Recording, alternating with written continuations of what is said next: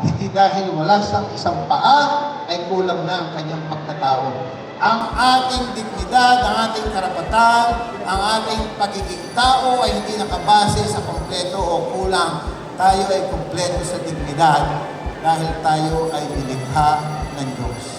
Maaaring may kapansanan, maaaring may kakulangan o kakaibang nakayanan, pero sa mata, sa puso, at sa damdam ng Panginoon, tayo ay kanyang anak.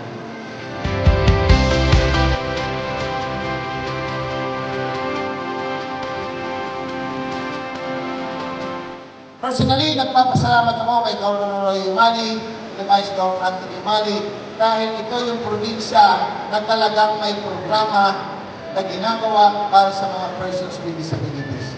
Hindi lang yung bigas, kundi ganun din yung mga medical support, mga medical equipment na kakailanganin. At siyempre, ang mushroom project ng isang persons with disability, makakapag-uwi, aalagaan niya sa bahay, i-spray lang niya ng tubig, mamumunga, magluluto, magbebenta, at doon na, meron ka na, sabi nga, may ulam ka na, may kabuhayan ka pa.